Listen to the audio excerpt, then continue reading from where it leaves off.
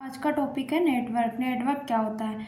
Any complicated circuit which have many branches node point energy source known as a network. Any complicated circuit can have convert 4 terminal network.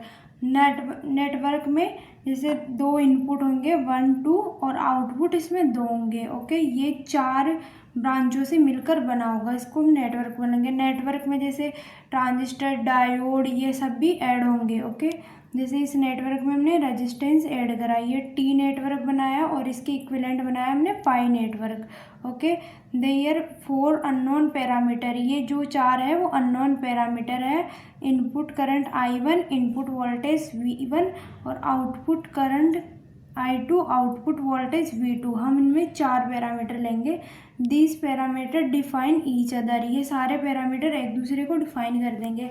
Parameter of 4 terminal network, Z parameter, Y parameter, H parameter, ये 3 parameter होंगे। Z parameter क्या होता है? Open circuit input impedance parameter. Y parameter short circuit admittance parameter. H parameter hybrid parameter. सबसे पहले हम देखेंगे Z parameter.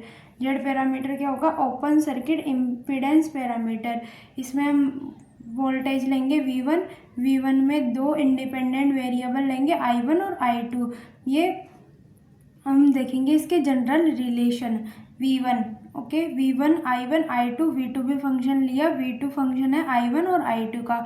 फिर V1 का डेरिवेटिव करा dV1 equal to dV1 upon del I1 bracket बंद dV1 plus del V1 upon del I2 dI2।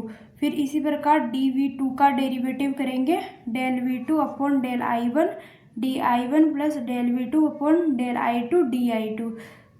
V1 equal to V1 derivative of V1 of derivative of I2, इसको अपन लिखेंगे Z11 I1 plus Z12 I2।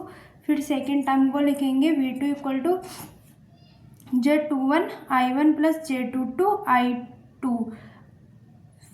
अब हम आगे देखेंगे if I2 equal to 0, I2 output की current को हम 0 करेंगे, I2 वेरिएबल 0 करेंगे। देन इसमें बचेगा V1 equal to Z11 I1। यहाँ से Z11 की वैल्यू निकल के आ जाएगी V1 अपॉन I1, ये हो जाएगा इनपुट इम्पीडेंस। फिर सेकेंड फंक्शन में देखेंगे I2 इक्वल टू 0 है तो V2 का फंक्शन हो जाएगा Z21 I1 के इक्वल।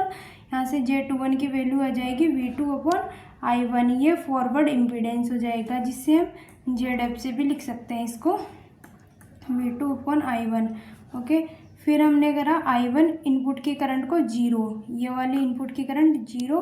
फिर देन देखेंगे V1 equal to Z12 I2, Z12 equal to की वैल्यू जाएगी V1 अपॉन I2, ये रिवर्स इम्पीडेंस हो जाएगा।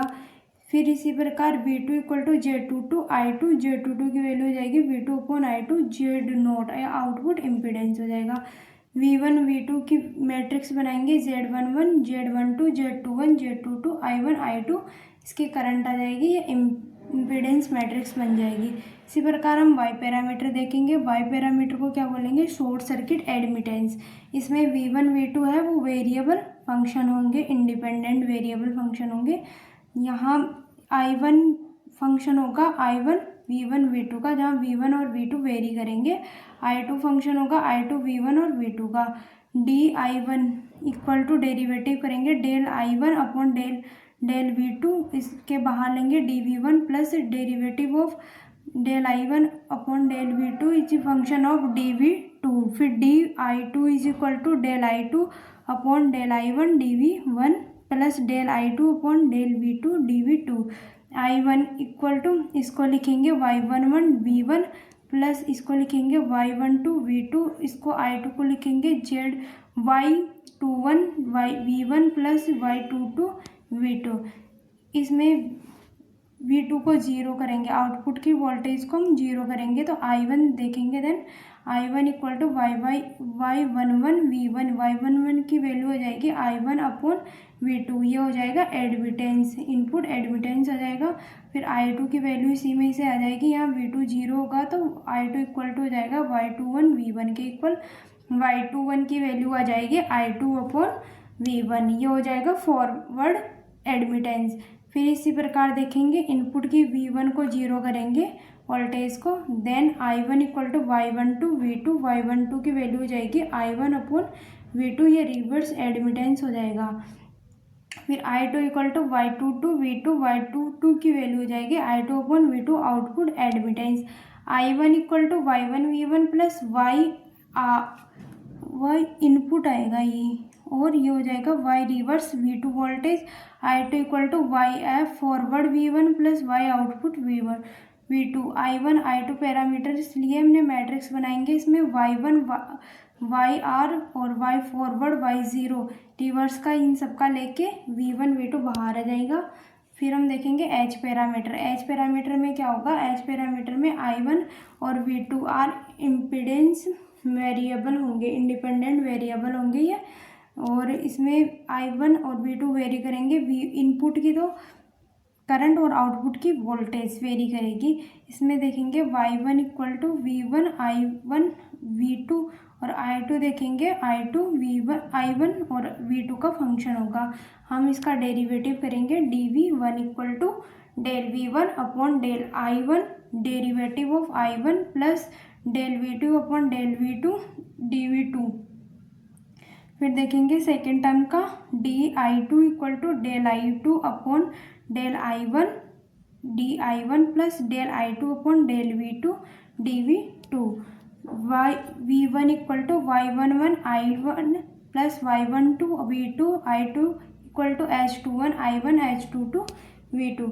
वेयर जहाँ V2 इक्वल टू हमने 0 करा तो Y1 इज फंक्शन होगा H11 I1 का, H11 I1 की वैल्यू आ जाएगी V1 अपॉन I1, ये इनपुट इम्पिडेंस होगा।